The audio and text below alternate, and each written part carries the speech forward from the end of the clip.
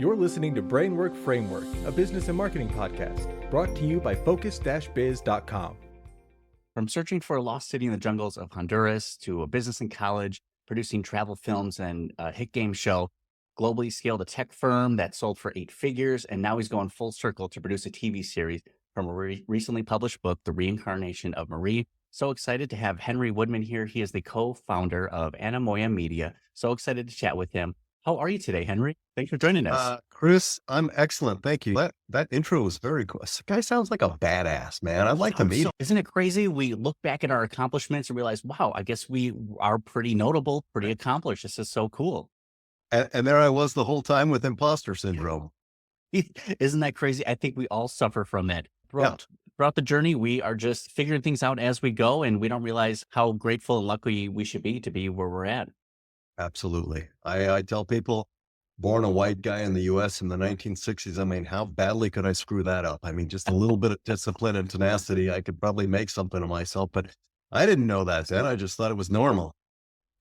Absolutely. And we always like to welcome our entrepreneurs on to ask them about your entrepreneurial journey. What were you doing before, and how did that kind of lead you into what you're doing today?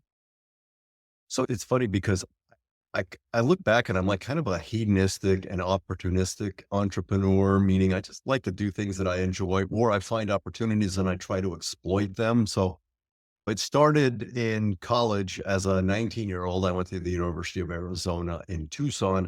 I'm sitting in a laundromat. I'm jonesing. I'm addicted at the time to Pac-Man, right? And this place needs a video game because I certainly wasn't going to crack the books and study. And I'm thinking, man, I got a pocket full of quarters and there's no video game.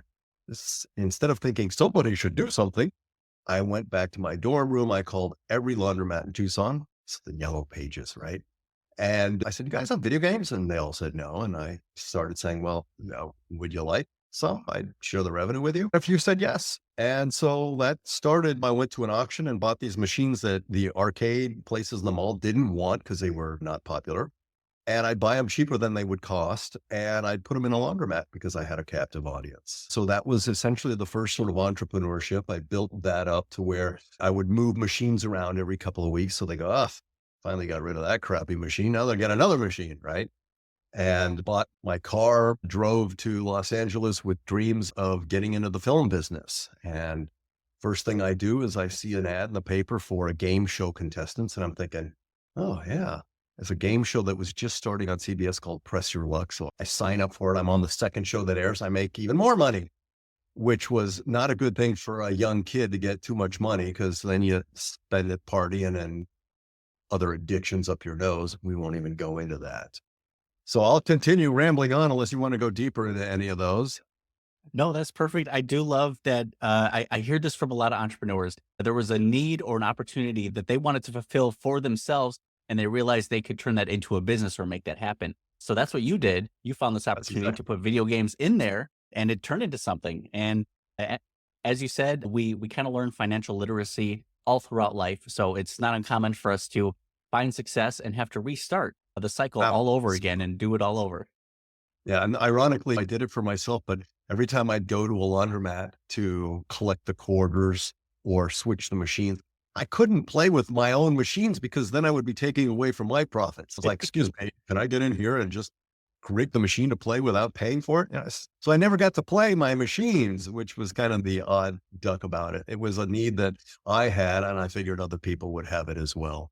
Absolutely. It's great advice not to get high on your own supply. And that even includes Pac-Man. Very, very important. Yeah. So then I'm most interested in this bootstrap tech startup that you sold for 8 million. What was this? Can you tell us anything about that? What that experience was like?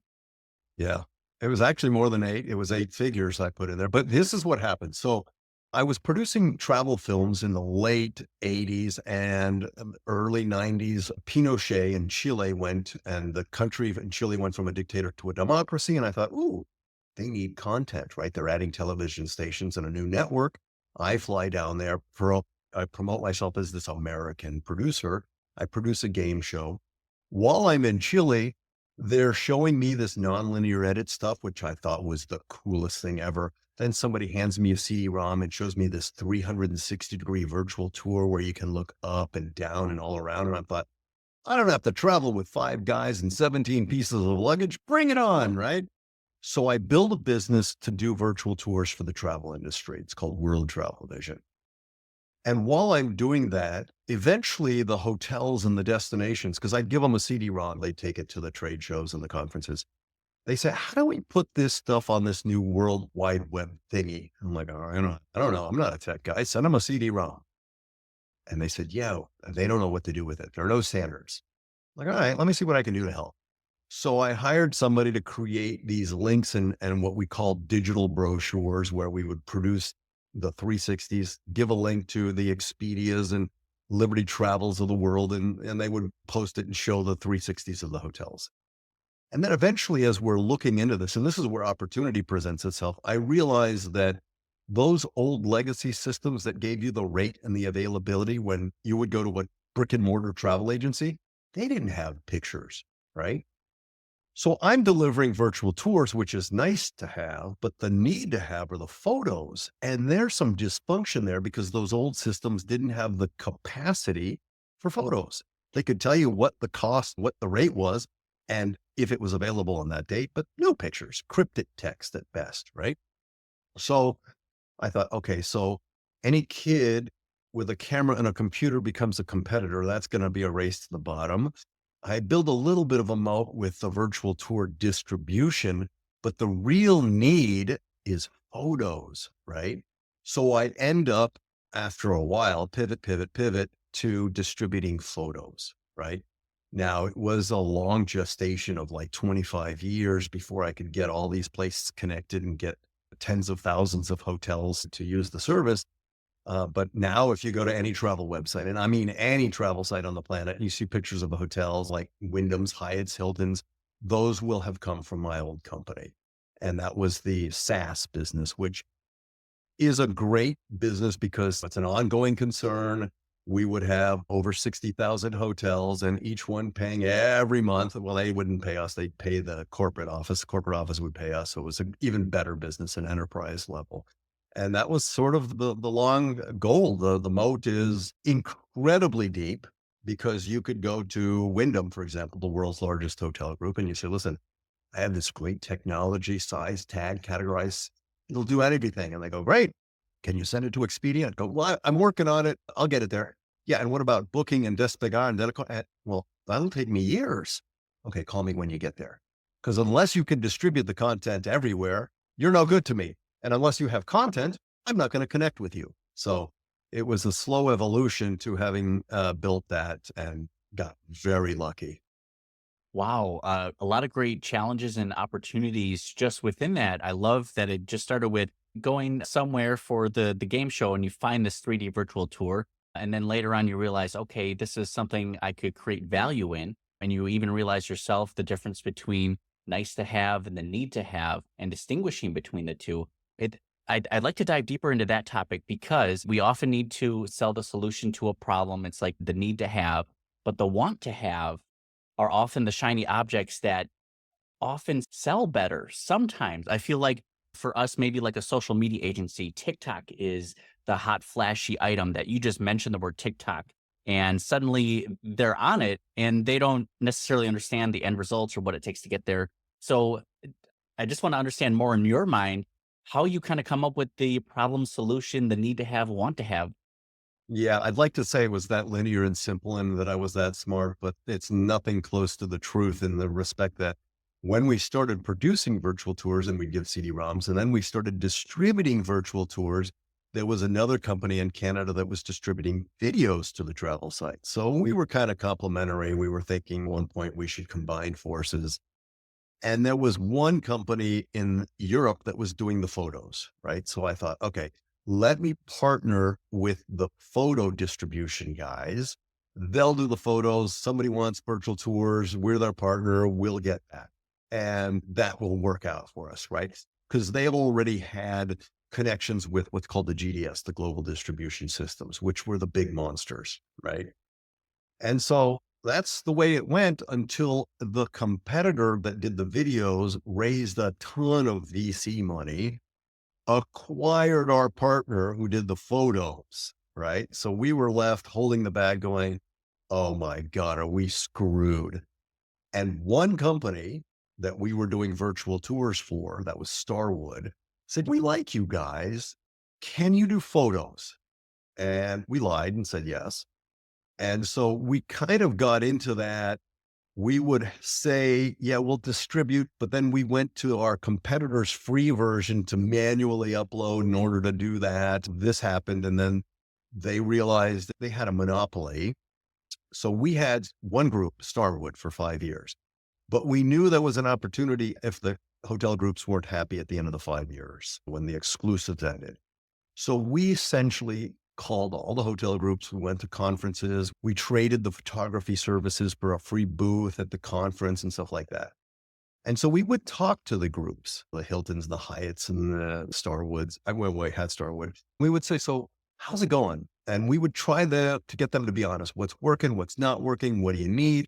And since they were relatively a monopoly, they were kind of arrogant. They weren't innovating, and they were raising prices. So people weren't happy. And we knew that.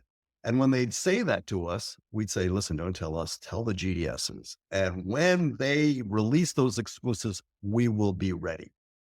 So after the 5 years, and by the way, a lot of suffering, we ended up going from 1,000 hotels that was Starwood to 22,000 overnight in less than a year. So there was need pent up, and we knew, and we built out the technology over 5 years to prepare for the possibility. I mean, it's really hard for a hotel group to say, listen, I'm going to retool my tech platform to connect with you as opposed to them. It's not easy, right? So there's got to be a lot of motivation. And we ended up going overnight and exploding. And then a couple of years later, a group came and said, we want to buy you. And of course, I had a number on my mirror for a decade. And I said, listen, I don't think I'm there yet because I need to have a bigger revenue number to get a larger EBITDA. And that will get me to my 5 to 8 times EBITDA, right? And they said, well, what's your number? And I told them the number. And they said, and I looked at them, I said, listen, you'll overpay today for something you'll underpay for tomorrow. I was making money. I had no boss. I had no board. I slept well at night. I was in a comfortable position. And so they looked at each other and they go, fine, you got a deal. It was 20 times EBITDA. Yeah. So I got lucky. Lucky, but an incredible amount of risk and Oh, yeah. dedication to still see this through. You were looking years ahead already at these expiring contracts and seeing that they were not happy. This was an opportunity, but like you said, you had to suffer this short-term sacrifice in order, hopefully, a long-term gain. Yeah. Well, listen, I mortgaged the house, right? I had a line of credit to pay my employees. I went back to school to get my MBA in entrepreneurship because, simply put, I didn't know what I was doing. Shows, TV and stuff is a beginning, middle, and an end, right? You sell it, pre-production, production, post-production. Here's your thing. Goodbye. Thank you. Have a good day. And this ongoing concern when people would say, listen, you got to hire the best people. I'm like, oh, I can't even afford to pay myself. I don't know what you're talking about. And it didn't mean that. Or they'd say, listen, you got your KPIs. I'm like, oh, what's a KPI, right? Or what's the vision? I'm like, I don't know if I make money, right? All of those things were foreign concepts to me. And I also was given a book, Gino Wickman's Traction, and it changed my life because that clarified some of those basic principles for building a foundation. So we were fortunate that we had 5 years. I went back, I got an education, I put a foundation that could easily scale. Had it not happened that way, I don't know if it would have turned out the way it did either, because people were frustrated and we were an option at the right time in the right place. But yeah, it was a roll of the dice. Wow, absolutely incredible. And I think this is a recurring story throughout your entire entrepreneurial journey. Like you said, hedonistic, you're just seeing these opportunities and again, taking a chance. You went back to school, kind of similar for me. I was in business for 6, 7 years. I went back for my degree in business and marketing because I feel like we should be lifelong learners. We never know enough. There's always more to know. And as we kind of talked about before, suffering from imposter syndrome, we often don't look back at our accomplishments and what we do know already. But I think it's important that we continue to strive to learn and share that knowledge with others as well.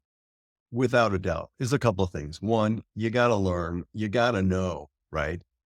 And the other thing is you need to surround yourself with like-minded people. That saying that you're the average of the 5 people you hang out with. If I were hanging out with people that would punch a clock and go home and have a beer and sit on the couch and eat chips, then I probably would be doing the same thing, right? But the fact that I surrounded myself with groups that were young business owners or striving, it was motivational and inspirational and educational. How do you do it? What you do? And the patience part is almost the stupidity part where I didn't know what else I would do. Right. At that point, I'm like, I don't have a plan B, right? There is no option. I could see the writing on the wall that there was an opportunity, but I needed to sit there and suffer for many years to get to that point. It is a lot of suffering. It's unfortunate. As we talked about earlier, we'll see some stupid people find really great success right off the bat. We have passionate, hardworking people who never seem to gain any traction, and it's unfortunate. But just as you said, this is something about finding opportunity. It's taking the risk. And I love what you mentioned about the networking aspect of it. Yeah. You're the average of the 5 people you hang out with. It is so true. The motivation, inspiration, the education that comes from all of those things. It's been a big growth factor for my businesses as well. Gives me new ideas. And then we just understand more about how their mind works. And then we kind of imitate and replicate what they have going on in our own way, in our own version. Yeah, without a doubt. And then about the opportunities, when you're looking around and you see something, you're like, okay, yeah, that looks good. Well, I'm doing virtual tours. Oh, yeah, virtual tour distribution. Okay, yeah, okay. You say yes to everything because as starting a business, you're a two-bit whore for any nickel, right? You got to say yes to whatever opportunities you can to pay the bills. But eventually, when you see, I think I can win at this one, or I think this one can turn into something, then you have to make the really difficult decision to say no to everything. Because we eventually got rid of our photographers, we got rid of the virtual tour distribution and focused maniacally on the one thing. And that's really hard to do, right? Because you're essentially putting your eggs in the basket, but what you also don't want to dilute yourself to where somebody else is going to pass you by. Yes, absolutely. I look back as you were mentioning that. That is so true for my business, starting with the DJing. I was doing any birthday, anniversary party, or fundraiser that I could. Eventually got to a point where we could turn down all of those and strictly focus on weddings. We found our niche and that really one thing that we do well. And eventually we started to scale that with the DJ team. And that was our ticket to Exactly. success. And same for the marketing agency too. It was $300, $400 clients that are now 1,500, 2,000. And I think just the numbers get bigger, the problems get more complex, but it's kind of like the same foundational principles of what we started with in our own businesses are just, they're just amplified. We're just Yeah. doing more of it. Yeah. And don't be afraid as an entrepreneur to see if you need to pivot because it doesn't always, work, but a lot of it is discipline. Wash, rinse, repeat. Do it again. Wash, rinse, repeat. Do it again. And a lot of people in this day and age, they don't have the patience. They read that somebody struck it rich. They don't know the backstory of how they got there. Right. And people will say, well, you did really well. I suffered for a decade or more. 25 years in building this thing. So there were a lot of close calls where my next question to people would be, would you like fries with that burger? Right? You never know. Absolutely. Behind every entrepreneur, the one success that you see, you may not realize that there's 9 other failures or the obstacles that they really came into to get where they are today. So again, that sacrifice, that struggle that you're putting in, it's something that really hardens us. It strengthens us. But over time, entrepreneurship, unless you expand your circle, it can be a bit lonely. It feels dark to kind of have all these hats on our own head, the worry, the stress that comes with it. Is this going to work? Am I going to be able to pay my bills? And then you get to this point where, wow, this is providing me an abundance of Right. something I never had before. It's truly incredible. It's really important too. Like there are groups like EO, for example, and owner groups. And early on, when my wife said to me, so why are you a member of these groups? Like there were a couple of groups. And I said, that adage, the average of the 5 people you hang out with. And she goes, yeah. I said, that's why. And she looked at me and she goes, man, are you bringing that average down? Talk about humbling a guy out. I mean, seriously. But the truth is, it's very, very difficult to talk to your spouse, if you will, about HR things because they're like, whatever, I don't know, I don't care what. It's just you can complain, but I can't relate. or talk to your employees about employee issues, right? You need to talk to somebody who is of similar mindset. And that's where it helps. They all have similar issues and we all go through similar things that we can relate to and have experience shares. Absolutely. I love that. I just want to keep this episode going on forever. But one important piece is I want to highlight what you're passionate about right now, your passion project. It's the TV series from the recently published book, The Reincarnation of Marie. Tell us all about that. We want to highlight this as well within your journey. Sure. So more than 40 years ago, when I left college and I went to LA and I thought, oh, I wanted to get into the film and television business as a movie producer, director, right? That didn't happen. Right? Eventually, I ran across a book that my father wrote as a manuscript, and it was amazing. So I bought the rights to the book, The Reincarnation of Marie. And I thought to myself, wait a second, how nepotistic? It's my dad. I think this is good. Guy who I knew was producing a movie. I called him up. I said, will you read this? Because I just want your opinion. He said, Henry, I'm in the middle of this movie. Give me some time. I said, don't worry. You got plenty of time. 3 days later, he calls me up because I loved it. I cannot believe this is amazing. We are meant to do this.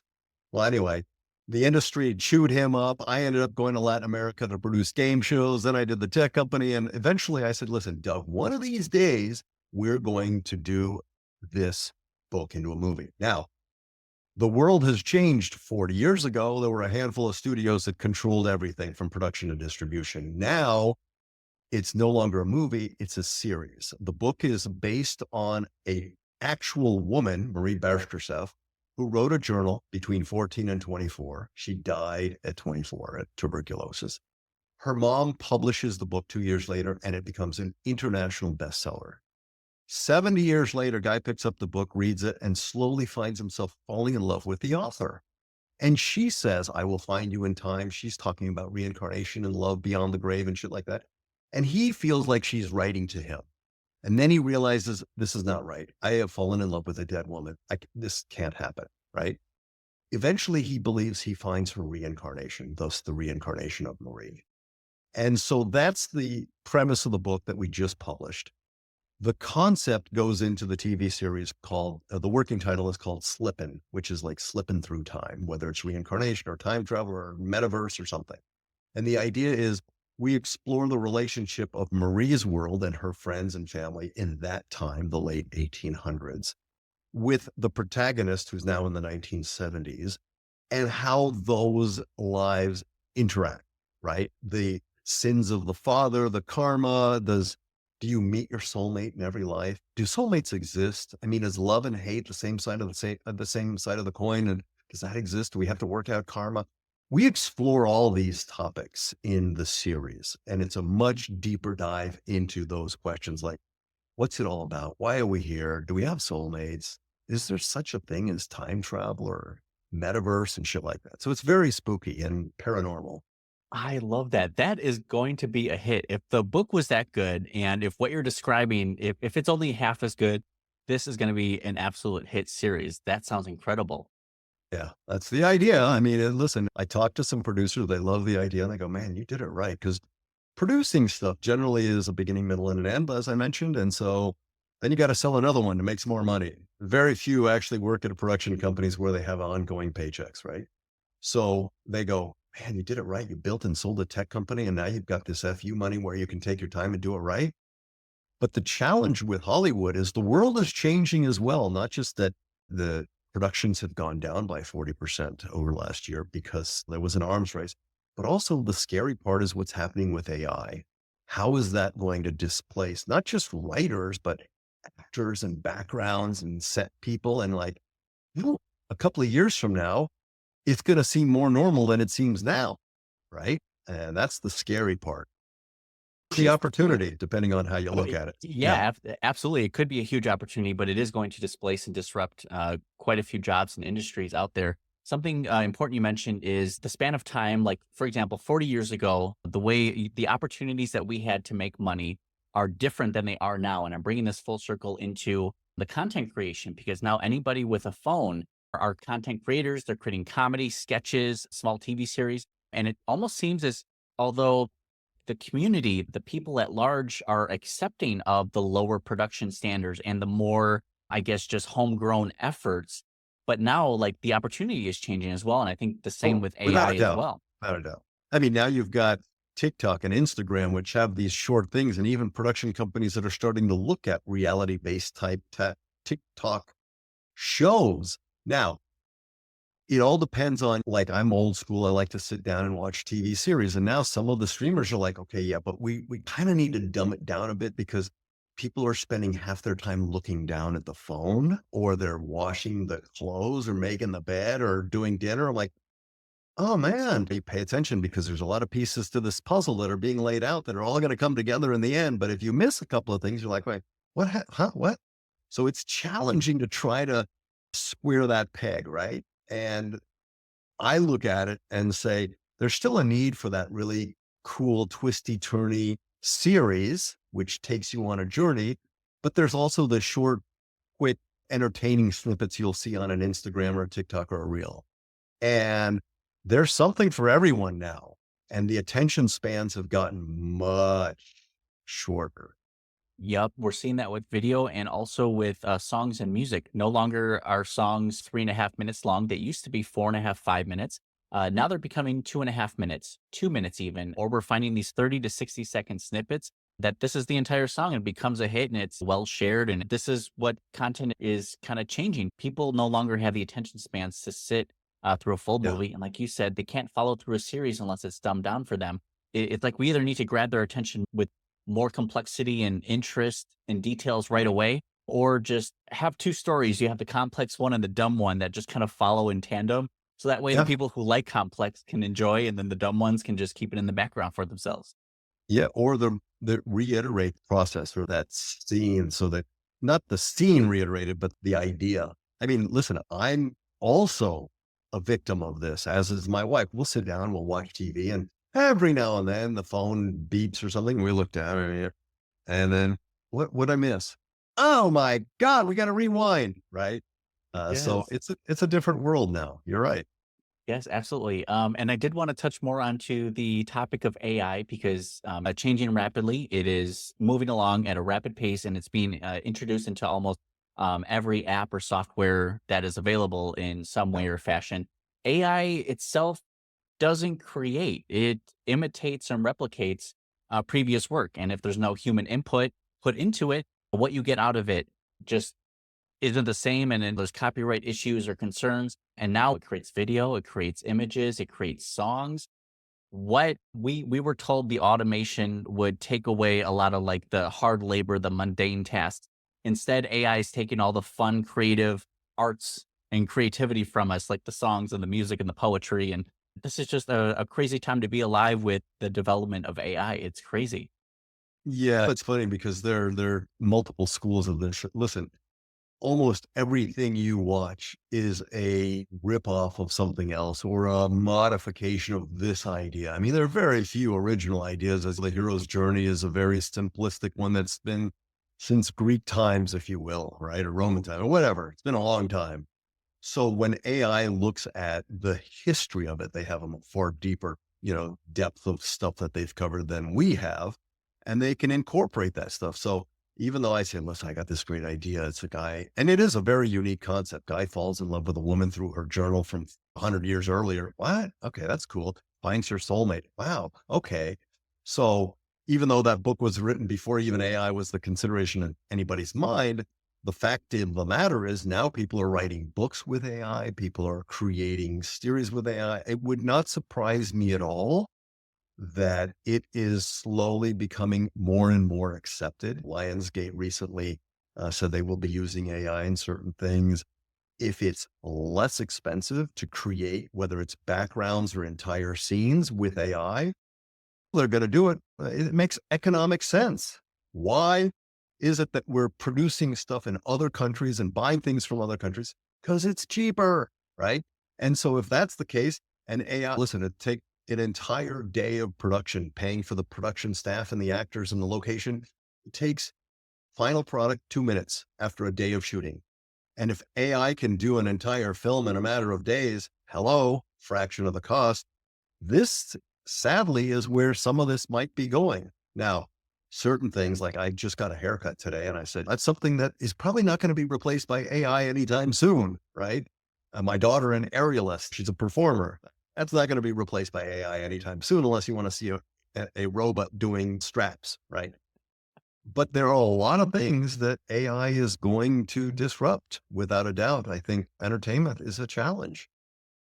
Absolutely. It'll be interesting to see how much better it gets. And I think even that transition from like the 90s, 2000s, where modern effects were more practical and economical, and then CGI was just way too expensive and the capabilities just weren't there. And sometimes some movie would add it in just to say they added it or try it out. But I mean, just the evolution of even Toy Story to see Oh, what was yeah. great at that time and the evolution of it. It's crazy to see modern to CGI and then Yeah. now AI. I think people are going to kind of have a keen sense for what is AI or isn't, just in the same way as they notice CGI a bit more or less. Shortly, because as now it's relatively young. I mean, we're in the infancy of the AI revolution with text to video, right? But we watch animated stuff like you mentioned, Toy Story, and it pulls at the heartstrings. We buy into it. We get into it emotionally. So move forward and say, listen, I want an actor that's a cross between Chris and Henry. And there's a good looking guy, right? All of a sudden, he looks like us. He has emotions, probably better actor than we are.